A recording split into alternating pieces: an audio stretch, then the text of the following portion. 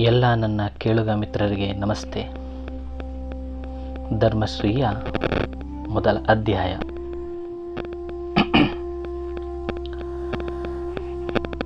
ಚಿಕ್ಕ ವಯಸ್ಸಿನಲ್ಲಿ,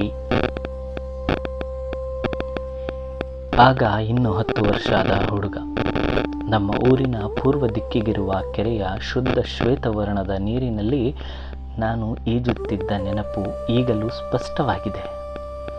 ಊರಿನ ಹುಡುಗರನ್ನೆಲ್ಲ ಕಟ್ಟಿಕೊಂಡು ಕೆರೆಗೆ ಹೋಗುತ್ತಿದ್ದೆ. ನಡುಗೆರೆಯಲ್ಲಿ ಈಗಲೂ ಇರುವ ಬಸವನ ಬಂಡೆಯ ಹತ್ತಿರಕ್ಕೆ ಒಬ್ಬನೇ ಈಜಿಕೊಂಡು ಹೋಗುತ್ತಿದ್ದೆ. ಸಂಗಡಿಗರಾರಿಗೂ ನನ್ನಷ್ಟು ದೂರ ಈಜುವ ಧೈರ್ಯ ಸಾಹಸಗಳಿರಲಿಲ್ಲ. 10ರ ವಯಸ್ಸಿಗೆ ನನ್ನದು ಬಲಿಷ್ಠ ಶರೀರ. ಸಾಕಷ್ಟು ಎತ್ತರವಾಗಿ ಬೆಳೆದಿದ್ದೆ. ಬಸವನಂತೆ ತುಂಬಿದ ಮೈಕಟ್ಟು, ಸಾಮಾನ್ಯ ಬಣ್ಣ. ಪೊಲೀಸಿನವರಂತೆ ಕಾಕಿ ಬಣ್ಣದ ನಿಕ್ಕರು ಹಾಕಿ ಜಾತ್ರೆಯಲ್ಲಿ ತಂದ ಬಟ್ಟೆಯ ಬೆಲ್ಟನ್ನು ಶರ್ಟಿನ ಮೇಲೆ ಬುಗಿದು, ಬಾಳೆ ಪಟ್ಟೆಯ ಎಕ್ಕಡ ಮೆಟ್ಟಿ, ಕೈಯಲ್ಲಿ ಬಿದಿರಿನ ಕತ್ತಿ ಹಿಡಿದು ತಿರುಗುತ್ತಿದ್ದೆ. ಆಗಲೂ ನಮ್ಮ ಊರಿನ ಹುಡುಗರಲ್ಲಿ 2 ಪಾರ್ಟಿ ಇತ್ತು. ಒಂದು ಪಾರ್ಟಿಗೆ ನಾನು ಸೇನಾಧಿಪತಿಯಾಗಿದ್ದೆ. 2 ಪಾರ್ಟಿಗಳಿಗೂ ಆಗಾಗ್ಗೆ ಯುದ್ಧವೂ ನಡೆಯುತ್ತಿತ್ತು. ನನ್ನ ಸ್ನೇಹಿತ ನಂಜು ನಮ್ಮ ಪಾರ್ಟಿಗೆ ರಾಜ. ಹೊರಕೇರಿಯ ಚಿಲ್ಲರೆ ಅಂಗಡಿಯ ಚೆನ್ನಪ್ಪ ಶೆಟ್ಟರ ಮಗ ಗುರುವಣ್ಣ ಮಂತ್ರಿ.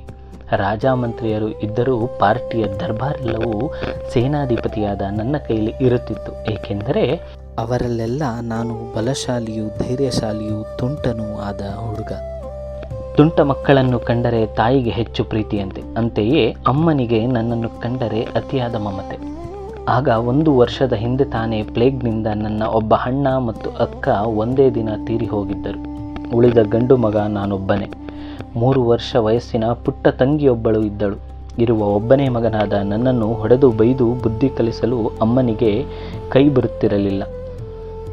ಊರಿನಲ್ಲಿಯೇ ಇದ್ದರೆ ನಾನು ಕೆಟ್ಟು ಹಾಳಾಗುವುದು ಖಂಡಿತವೆಂದು ತಿಳಿದು ಅವಳು ನನ್ನನ್ನು ಆಕೆಯ ಅಣ್ಣನ ಮನೆಗೆ, ಅಂದರೆ ಸೋದರ ಮಾವನ ಮನೆಗೆ ಕಳುಹಿಸಿದಳು. 10 ವರ್ಷ ವಯಸ್ಸಿಗೆ ಸೇನಾಧಿಪತಿಯಾಗಿ ಮೆರೆಯುತ್ತಿದ್ದ ನಾನು ನಮ್ಮ ಊರಿನ ಅರ್ಧ ರಾಜ್ಯವನ್ನು ಬಿಟ್ಟು ದುಃಖದಿಂದ ಎತ್ತಿನ ಬಂಡಿ ಹೇರಿ ಕುಳಿತೆ. ರಾತ್ರಿಯ ಕತ್ತಲಿನಲ್ಲಿ ಸೋದರ ಮಾವನ ಊರನ್ನು ಸೇರಿದೆ. ಅಷ್ಟೊಂದು ಧೈರ್ಯ ಸಾಹಸಗಳ ಯುದ್ಧದಲ್ಲಿ ಪ್ರತ್ಯಕ್ಷ ಭಾಗವಹಿಸಿ ಜಯಶಾಲಿಯಾದ ವೀರಾಗ್ರಣಿ ಅಮ್ಮನನ್ನು ಬಿಟ್ಟು ಹೋಗುವಾಗ ಅಷ್ಟೊಂದು ಏಕೆ ಅತ್ತೆ ಎಂದು ತಿಳಿಯದು. ಅಮ್ಮನದು ದೊಡ್ಡ ವ್ಯಕ್ತಿತ್ವ. ತನಗೆ ಇಲ್ಲದಿದ್ದರೂ ಮತ್ತೊಬ್ಬರಿಗೆ ನೀಡುವ ಧಾರಾಳವಾದ ಕೈ. ಎಷ್ಟೋ ಜನರು ನಮ್ಮ ಮನೆಗೆ ಬಂದು ಉಂಡು ಹೋಗುತ್ತಿದ್ದರು.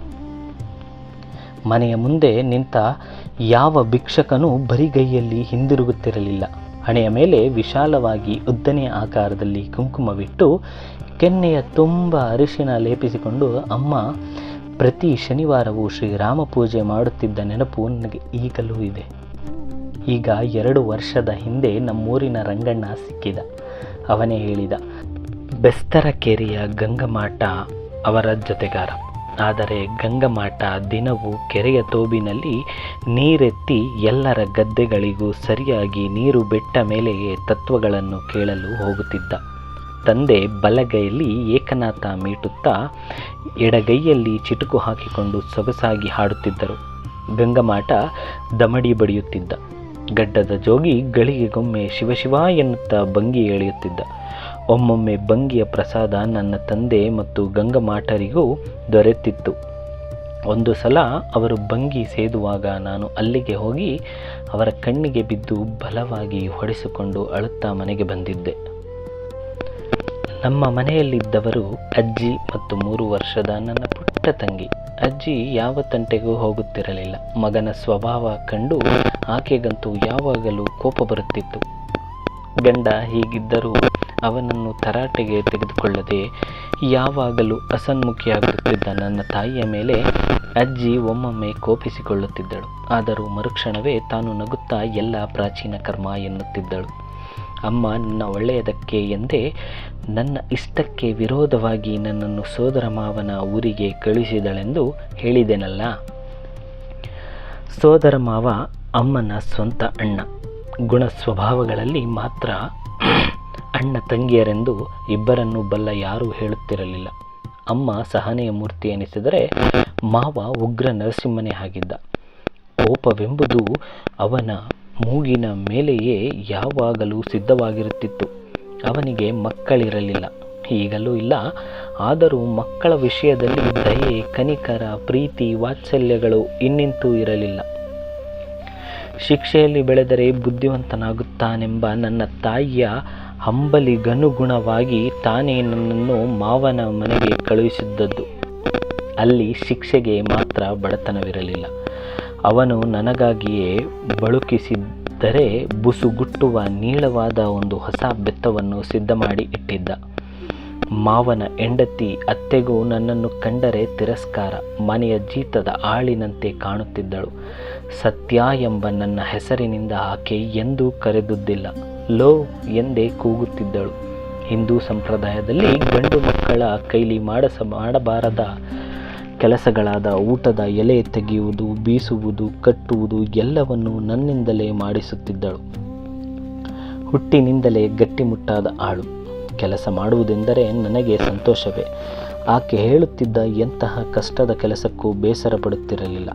ಆದರೂ ನನ್ನ ಬಗ್ಗೆ ಕಠೋರವಾಗಿ ಮಾತನಾಡುತ್ತಿದ್ದಳು. ಸದಾ ಪಿಟಿ ಎಂದು ತುಟಿಯ ಒಳಗೆ ಬೈಯುತ್ತಿದ್ದಳು. ತಮ್ಮಿಬ್ಬರಿಗೂ ಮಾಡಿಕೊಂಡ ಅಡುಗೆಯನ್ನು ನನಗೆ ಬಡಿಸುತ್ತಿರಲಿಲ್ಲ. ಜೀತದ ಆಳಿಗೆ ಮಾಡಿ ಹಾಕುವ ದನಗಳು ತಿನ್ನಲು ಮಾತ್ರ ಯೋಗ್ಯವಾದುದನ್ನು ನನಗೋಸ್ಕರ ಮಾಡಿ ಹಾಕುತ್ತಿದ್ದಳು. ನಾನು ನಿರ್ಗರ್ವದಿಂದ ಅದನ್ನೇ ತಿನ್ನುತ್ತಿದ್ದೆ. ಅವಳದು ವಿಪರೀತ ಮಡಿ. ಯಾವಾಗಲೂ ಹಿತ್ತಿಲ ಅಂಗಳಲ್ಲಿಯೇ ಕೂರಿಸಿ ನನಗೆ ಊಟ ಹಾಕ್ತಿದ್ಳು. ಇಷ್ಟಾದರೂ ಮಾತಿಗೆ ವಿನಾಕಾರಣ ಬೈಯುತ್ತಿದ್ದಳು. ನಾನು ಮೂಕ ಪಶುವಿನಂತೆ ಸುಮ್ಮನಿರುತ್ತಿದ್ದೆ. ಮಾವ ದಿನದಕ್ಕೆ ಕೊನೆಯ ಪಕ್ಷ 12ಕ್ಕೆ ಕಮ್ಮಿ ಇಲ್ಲದಂತೆ ನನಗೆ ಬೆತ್ತದಿಂದ ಬಾರಿಸುತ್ತಿದ್ದ. ಹೊಡೆಯುವುದೇ ತನ್ನ ಪವಿತ್ರ ಕರ್ತವ್ಯವೆಂದು ಅವನು ಭಾವಿಸಿದಂತೆ ತೋರುತ್ತದೆ. ನನ್ನನ್ನು ಹೊಡೆಯಲು ಅವನಿಗೆ ಕಾರಣವೇ ಬೇಕಿರಲಿಲ್ಲ. ಸ್ಕೂಲಿನಿಂದ ಬರುವುದು 1 ನಿಮಿಷ ತಡವಾದರೂ 2 ಏಟು, ಹತ್ತರೆ ಮತ್ತೆ 2. ಯಾವುದಾದರೂ ಕೆಲಸ ಮಾಡುವಾಗ ಕೊಂಚ ತಪ್ಪಾದರೆ 4. ಹೀಗೆ ದಿನವೂ ಮೈಯೆಲ್ಲ ಬಾಸುಂಡೆ ಬಂದು ನನ್ನ ಚರ್ಮ ಜಡ್ಡು ಕಟ್ಟಿ ಹೋಗಿತ್ತು. ನಾನು ದಿನವೂ ಮನೆಯ ಹಿಂದಿನ ಹುಲುಮೇದೆಯ ಮೇರೆಗೆ ಹೋಗಿ ಸ್ವಲ್ಪ ಹೊತ್ತು ಹತ್ತು ಬರುತ್ತಿದ್ದೆ. ತನ್ನ ಅಣ್ಣನ ಮನೆಯಲ್ಲಾದರೆ ಹುಡುಗ ಯೋಗ್ಯ ರೀತಿಯಲ್ಲಿ ಬೆಳೆದು ಬುದ್ಧಿವಂತನಾಗುತ್ತಾನೆಂಬುದು ನನ್ನ ತಾಯಿಯ ಬದಲಾಗದ ಭಾವನೆಯಾಗಿತ್ತು. ಇಬ್ಬರು ಹಿರಿಯ ಮಕ್ಕಳು ಸತ್ತಿದ್ದರಿಂದ ಅವಳ ಎಲ್ಲ ಪ್ರೀತಿ, ಆಸೆ, ನಿರೀಕ್ಷೆಗಳು, ಭರವಸೆಗಳು ನನ್ನೊಬ್ಬನ ಮೇಲೆಯೇ ನಿಂತಿದ್ದವು. ಆದರೆ ಮಾವನ ಮನೆಯಲ್ಲಿ ಇದ್ದ ವಾತಾವರಣವೇ ಬೇರೆ. ದನ ಕಾಯಲು ನಾನೊಬ್ಬನೇ ಹೊರಗೆ ಹೋದಾಗ ಊರಿನ ಇತರ ದೊಡ್ಡ ಹುಡುಗರು ಮಾವನ ವಿಷಯವಾಗಿ ಏನೇನೋ ಮಾತನಾಡಿಕೊಳ್ಳುತ್ತಿದ್ದರು. ಅವನು ಕಳ್ಳನಂತೆ, ಸುಳ್ಳನಂತೆ, ಮೋಸಗಾರನಂತೆ, ಕೆಟ್ಟ ನಡತೆಯವನಂತೆ, ನನ್ನನ್ನು ತನ್ನ ದಾರಿಯಲ್ಲಿ ತಯಾರಿಸಿ ತಾನು ಸತ್ತ ಮೇಲೆ ನನ್ನಂತಹ ಒಬ್ಬ ದುರ್ಮಾರ್ಗನನ್ನು ಬಿಟ್ಟು ಹೋಗುವುದಕ್ಕಾಗಿಯೇ ಅವನು ನನ್ನನ್ನು ಕರೆತಂದು ಮನೆಯಲ್ಲಿ ಇಟ್ಟುಕೊಂಡಿದ್ದನಂತೆ. ಇತರ ಯಾವ ಹುಡುಗರು ನನ್ನ ಸಂಗಡ ಮಾತನಾಡುತ್ತಿರಲಿಲ್ಲ. ಅವರ ಮನೆಯವನು ಕಣೋ ಹುಡುಗ ಎಂದು ನನ್ನ ಕಡೆ ಬೆರಳು ಮಾಡಿ ತೋರಿಸುತ್ತಿದ್ದರು. ನನಗೆ ಇಷ್ಟು ಮಾತ್ರ ಗೊತ್ತು, ಮಾವನಿಗೆ ತೋಟವಿರಲಿಲ್ಲ. ಆದರೂ ಅವರ ಮನೆಯ ಅಟ್ಟದ ಮೇಲೆ ತೆಂಗಿನಕಾಯಿ ಇರುತ್ತಿತ್ತು. ಅವನೊಬ್ಬನೇ ನಡುರಾತ್ರಿಯಲ್ಲಿ ಮನೆ ಬಿಟ್ಟು ಹೋಗುತ್ತಿದ್ದ. ತೆಂಗಿನಕಾಯಿ ದಿಡ್ಡಿಗಳನ್ನು ಹೊತ್ತುಕೊಂಡು ಬರುತ್ತಿದ್ದ. ಇನ್ನು ಏನೇನೋ ತರುತ್ತಿದ್ದನೋ ನನಗೆ ತಿಳಿಯದು. ಅವನು ಒಂದು ದೇವಸ್ಥಾನದ ಪೂಜೆ ಮಾಡುತ್ತಿದ್ದ. ಆ ದೇವಸ್ಥಾನದ ಊರ ಹೊರಗಿನ ಗದ್ದೆಗಳ ನಡುವೆ ಇತ್ತು. ದೇವಾಲಯದಲ್ಲಿ ದೇವರ ಸರ್ಪವಿದೆ ಎಂಬ ಪ್ರತೀತಿಯಿಂದಲೂ ಮತ್ತು ಭಯದಿಂದಲೂ ಊರಿನ ಜನರು ಯಾರೂ ಅದರ ಒಳಗೆ ಹೋಗುತ್ತಿರಲಿಲ್ಲ. ಮಾವ ಮಾತ್ರ ಧೈರ್ಯವಾಗಿ ಅದರ ಒಳಗೆ ಹೋಗುತ್ತಿದ್ದ. ಗರ್ಭಗುಡಿಯಲ್ಲಿ ತೆಂಗಿನಕಾಯಿ, ಕಡಲೆಯ ಗಿಡ, ಬಾಳೆಯ ಗೊನೆಗಳನ್ನು ಇನ್ನೂ ಏನೇನೋ ಸರಿಯಾಗಿ ನೆನಪಿಲ್ಲ ರಾಶಿ ಹಾಕುತ್ತಿದ್ದ. ರಾತ್ರಿಯಾದ ಮೇಲೆ ಮನೆಗೆ ತರುತ್ತಿದ್ದ. ಅನೇಕ ಸಲ ನನ್ನನ್ನು ಅಲ್ಲಿಗೆ ಕರೆದುಕೊಂಡು ಹೋಗುತ್ತಿದ್ದ. ಆ ಕೆಲಸಗಳಲ್ಲಿ ನಾನು ಸಹಾಯ ಮಾಡಲು ಪ್ರಾರಂಭಿಸಿದ ಮೇಲೆ ನನಗೆ ಬೀಳುವ ಏಟುಗಳು ಕಡಿಮೆಯಾದವು. ಪೂರ್ಣವಾಗಿ ಮಾತ್ರ ಎಂದೂ ನಿಲ್ಲಲಿಲ್ಲ. ಶಿಕ್ಷೆಯಲ್ಲಿ ದೊರೆಯುವ ಉದಾರ ರಿಯಾಯಿತಿಗಾಗಿ ನಾನು ಹೆಚ್ಚಾಗಿ ಅವನಿಗೆ ಸಹಾಯ ಮಾಡಲು ಆರಂಭಿಸಿದೆ. ಬೈಸಿಕೊಳ್ಳುವುದು, ಹೊಡೆಸಿಕೊಳ್ಳುವುದು ಇವುಗಳಲ್ಲಿ ಯಾವ ಹೊಸತೂ ಇರಲಿಲ್ಲ. ಅವುಗಳ ಮಟ್ಟಿಗೆ ನಾನಾಗಿಬಿಟ್ಟೆ. ಮೊದಲಿಗೆ ಕೆಲವು ದಿನಗಳಲ್ಲಿ ತಾಯಿಯ ನೆನಪು ಬಂದು ಅಳುತ್ತಿದ್ದೆ. ಈಗ ಆ ನೆನಪು ಹೆಚ್ಚಾಗಿ ಆಗುತ್ತಿರಲಿಲ್ಲ. ಮಾವನು ಆಗಾಗ್ಗೆ ಸಂತೋಷವಾಗಿರಲು ಪ್ರಾರಂಭಿಸಿದ. ಅತ್ತೆ ಮಾತ್ರ ನಿತ್ಯ ಕರ್ಮವನ್ನು ಬಿಡದೆ ತನ್ನ ಮನಸ್ಸಿನಲ್ಲಿ ತೃಪ್ತಿಯಾಗುವವರೆಗೂ ಬೈಯುತ್ತಿದ್ದಳು. ಬೈದರೆ ಅವಳ ಬಾಯೇ ನೋಯುತ್ತದೆನ್ನುವ ಉದಾತ್ತ ವಿಚಾರದಿಂದ ನಾನು ಸುಮ್ಮನಾಗಿ ಬಿಟ್ಟಿದ್ದೆ. ಒಂದು ವಿಷಯದಲ್ಲಿ ಮಾತ್ರ ನನಗೆ ತುಂಬ ಸಂತೋಷವಾಗಿತ್ತು. ನಾನು ಓದುತ್ತಲೇ ಇರಲಿಲ್ಲ, ಶಾಲೆಗೆ ಮಾತ್ರ ಹೋಗುತ್ತಿದ್ದೆ. ಮನೆಯಲ್ಲಿ ಓದಲು ಬಿಡುವೆಲ್ಲಿ ದೊರೆಯಬೇಕು ಹೇಳಿ? ಪುಸ್ತಕ ಕೊಳ್ಳಲು ನಮ್ಮ ಊರಿನಿಂದ ಹಣ ಬರುತ್ತಿತ್ತು, ಆದರೆ ಅದನ್ನು ಮಾವ ಕಿತ್ತುಕೊಂಡು ಬಿಡುತ್ತಿದ್ದ. ಹಣ ಕೊಟ್ಟು 2-3 ದಿನಗಳು ಅವನು ಹೊಡೆಯುತ್ತಿಲ್ಲವಾದುದರಿಂದ ನಾನು ಅದನ್ನು ಸಂತೋಷವಾಗಿ ಒಪ್ಪಿಸಿ ಬಿಡುತ್ತಿದ್ದೆ. ಮಾವನ ಊರಿಗೆ ಬಂದು 3 ವರ್ಷಗಳ ಮೇಲಾಗಿತ್ತು. ಮಿಡಲ್ ಸ್ಕೂಲಿನ 2ನೇ ತರಗತಿಯಲ್ಲಿ ಓದುತ್ತಿದ್ದೆ. ವರ್ಷಕ್ಕೊಮ್ಮೆ ಬೇಸಿಗೆ ರಜದಲ್ಲಿ 1 ವಾರದ ಮಟ್ಟಿಗೆ ಊರಿಗೆ ಹೋಗುವ ಅವಕಾಶವಿತ್ತು.